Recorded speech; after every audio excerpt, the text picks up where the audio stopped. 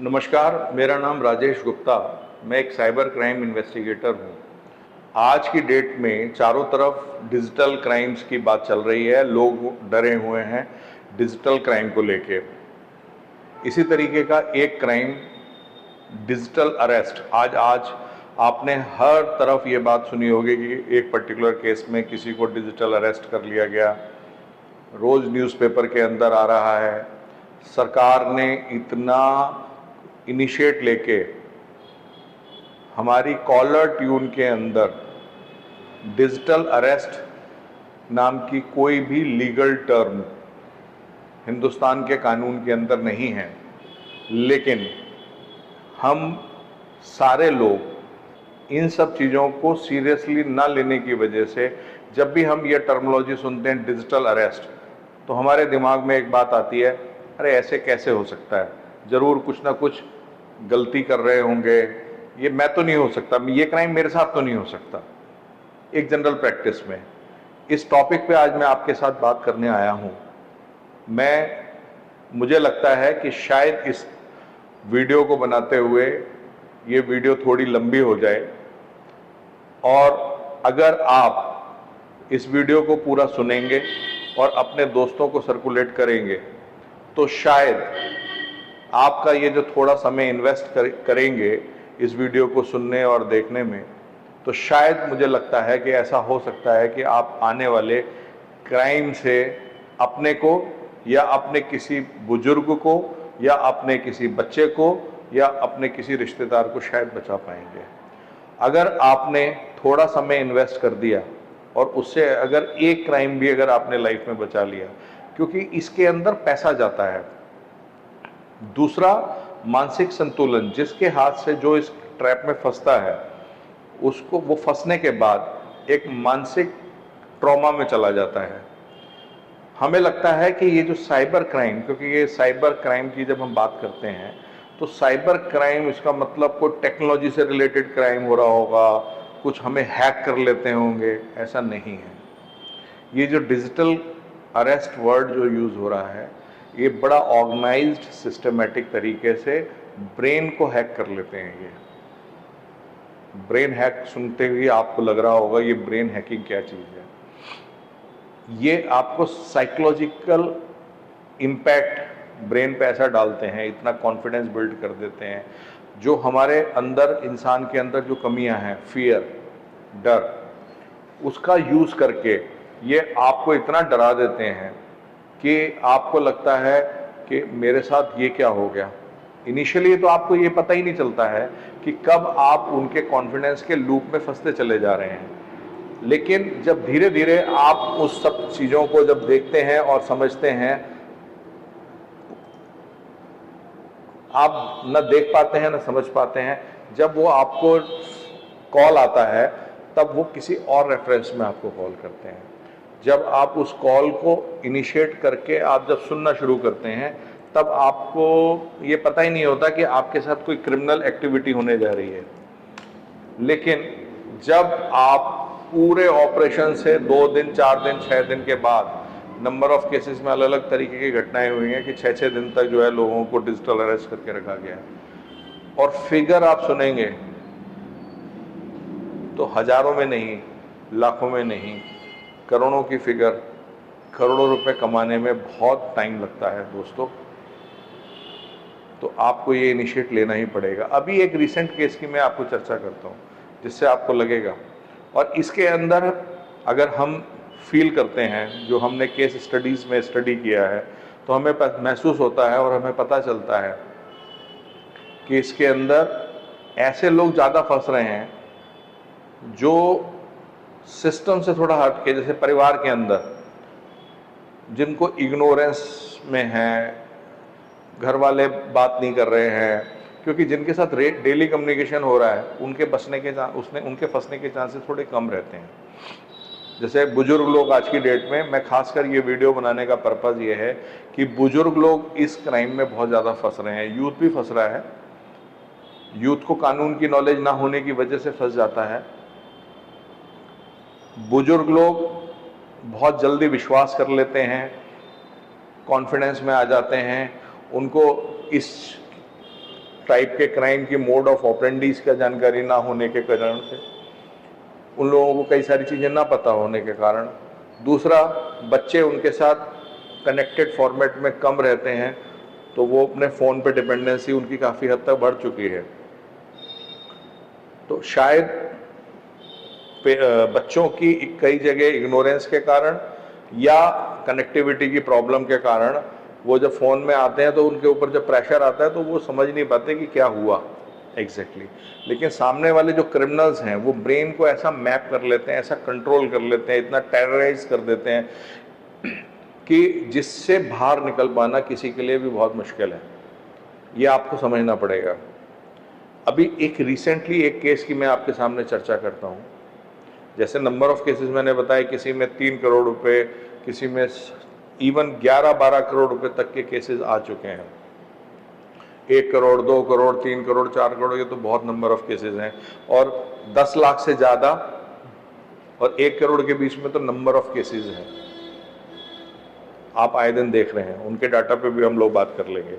लेकिन अभी मैं रिसेंटली, अभी लास्ट वीक की बात है कि एक केस आया था जिसके अंदर उनको 2 दिन डरा के रखा गया।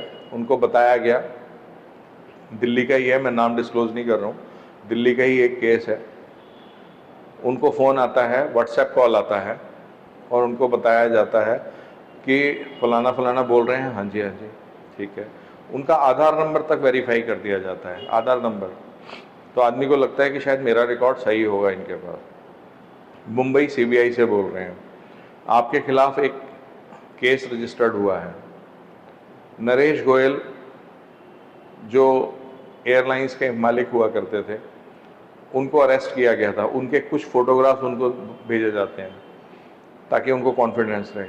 नरेश गोयल ने ये कन्फेस किया है कि आपसे उन्होंने एक क्रेडिट कार्ड खरीदा था, उस क्रेडिट कार्ड का भी फोटोग्राफ्स इनको भेजा जाता है। उसके ऊपर उनका नाम लिखा होता है, जो अभी हम जिस विक्टिम की बात कर रहे हैं उनका नाम लिखा होता है। आप सोच के हैरान रहेंगे कि आदमी सोचता है यार ये क्रेडिट कार्ड, अरे मेरे पास तो है, मैंने तो इस तरीके का क्रेडिट कार्ड नहीं बनवाया। लेकिन उनको बताया जाता है कि मैं मुंबई सीबीआई जो बता रहे हैं कि उन्होंने, नरेश गोयल ने खुद कन्फेस किया है कि उन्होंने इस पैसे की ट्रांजैक्शन के लिए, जिसके लिए कुछ अमाउंट शायद 5 लाख रुपए उनको दिए गए थे, ऐसा उनका स्टेटमेंट है। तो आपके खिलाफ उनको, नरेश गोयल को ईडी एनफोर्समेंट डायरेक्टरेट ने अरेस्ट किया हुआ है मनी लॉन्ड्रिंग के केस में। तो मनी लॉन्ड्रिंग के केस के अंदर आपके ऊपर भी आपका इन्वॉल्वमेंट पाया गया है। तो अब आप ये बताइए कि आपको वर्चुअली इन्वेस्टिगेशन ज्वाइन करनी है या फिजिकल ज्वाइन करनी है। तो ये एक, मान लीजिए कोई 75 ईयर ओल्ड अगर कोई व्यक्ति होगा, अगर उसको कहा जाएगा तो वो तो घबरा जाएगा। शायद आप भी घबरा जाएंगे, शायद मैं भी घबरा जाऊंगा अगर मुझे ये जानकारी नहीं है तो उस केस में उन्होंने डेफिनेटली एक ही बात हर आदमी कहता है कि जी ठीक है, मैं वर्चुअली आके आपके साथ जुड़ जाता हूँ। वर्चुअली जुड़ने के बाद उनको नंबर ऑफ डॉक्यूमेंट्स बताए गए, उनके खिलाफ के ऑर्डर्स, सुप्रीम कोर्ट के ऑर्डर्स, जैसा कि आप स्क्रीन पे देख रहे हैं कि किस तरीके के डॉक्यूमेंट्स उन्होंने दिखाए, जिसके अंदर पुलिस के एफआईआर, सीबीआई के नाम से उनका लोगो यूज़ करके, ईडी के नाम से ईडी के डॉक्यूमेंट्स, जो विक्टिम, जो आज की डेट में जिस विक्टिम की मैं चर्चा कर रहा हूँ उनके नाम।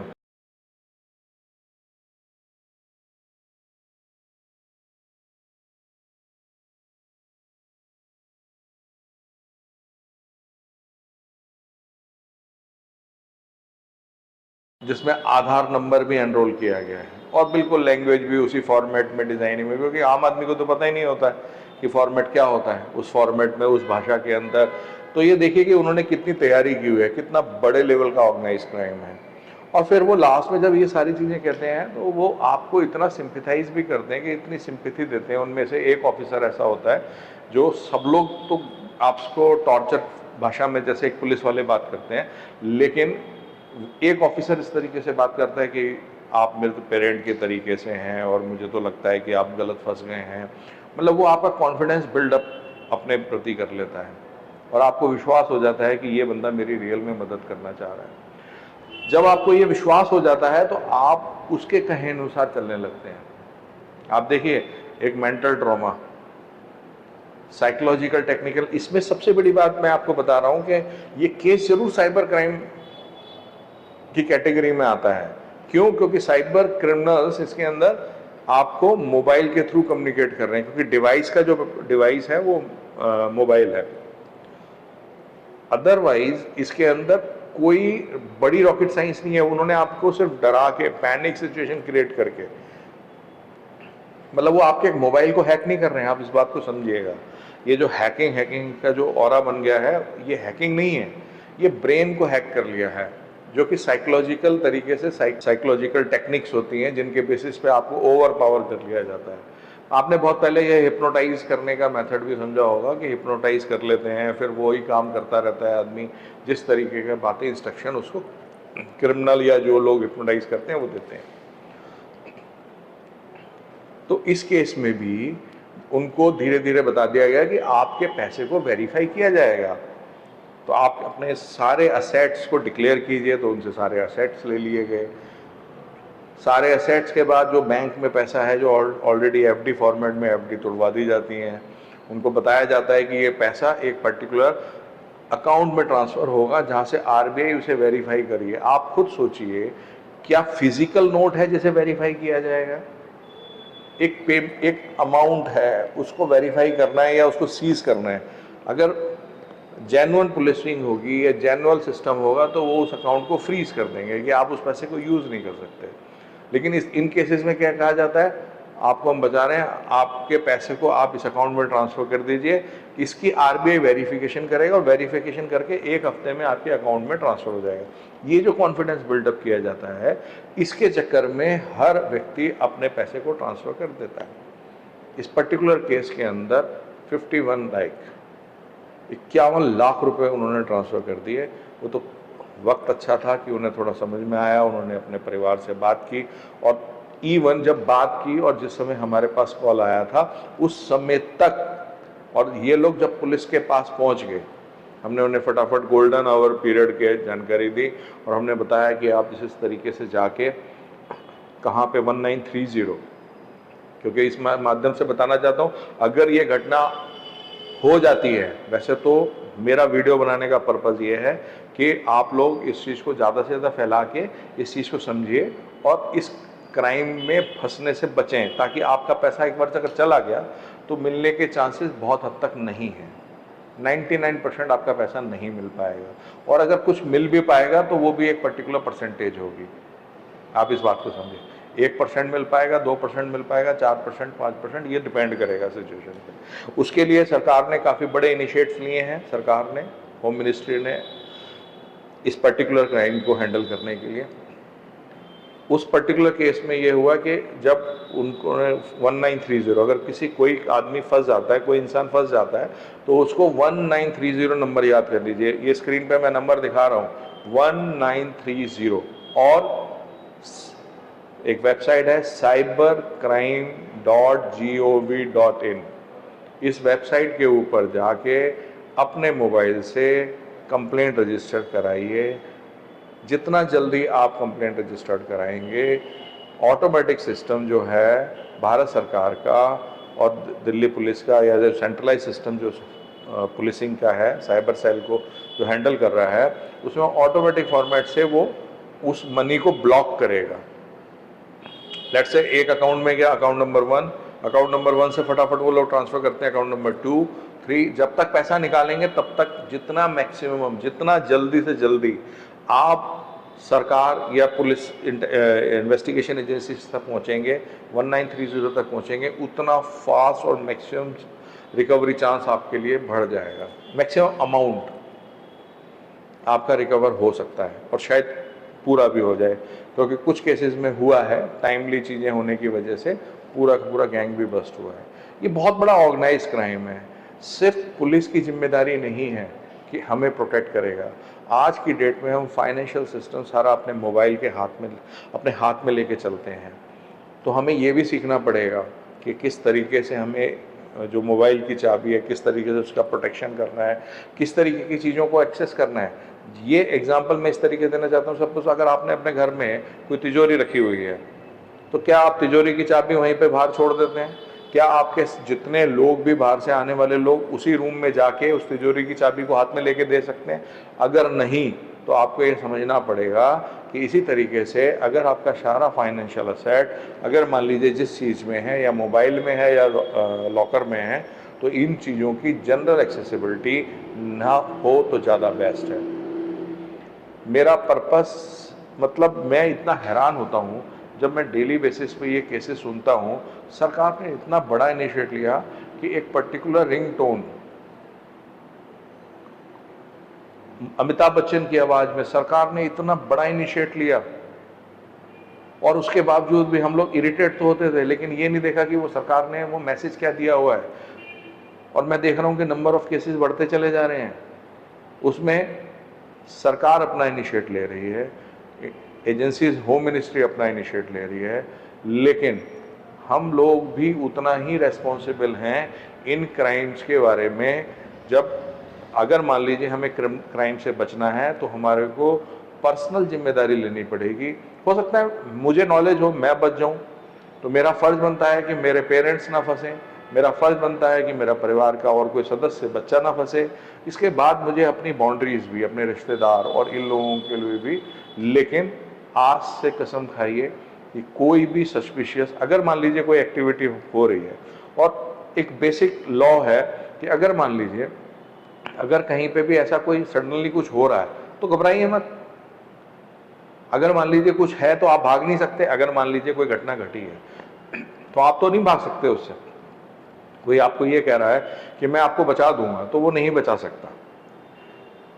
भारत सरकार की जितनी भी एजेंसीज हैं, इनसे बच के आप नहीं भाग सकते अगर आपने कुछ गलत किया है। और अगर गलत नहीं किया है तो बिल्कुल डरने की जरूरत नहीं है। अगर मान लीजिए ऐसा कुछ हो रहा है, तो आप अगर जल्दी से जल्दी लोकल पुलिस को इंटीमेट कीजिए, या डीसीपी ऑफिस जाके मिल लीजिए। अगर कुछ नहीं मिल रहा है तो 1930 पे कंप्लेंट कर दीजिए। अगर वो भी कॉम्प्लिकेशन है तो मेरा नंबर, और हम जैसे प्रोफेशनल लोग पूरा का पूरा बिगर किसी इंटरेस्ट के पूरी पब्लिक को अवेयरनेस ड्राइव चला रहे हैं कि कोई भी आम आदमी, पैसा कमाने में ज़िंदगी भर की मेहनत लग जाती है, और यहाँ हज़ार नहीं, लाखों नहीं, करोड़ों रुपए ट्रांजैक्ट हो रहा है। कितना बड़ा फाइनेंशियल इसके पीछे ऑर्गेनाइज क्राइम है, और वो आपको इतना पैनिक और इतना डरा देते हैं कि आप डर जाते हैं, जो क्राइम आपने किया ही नहीं है।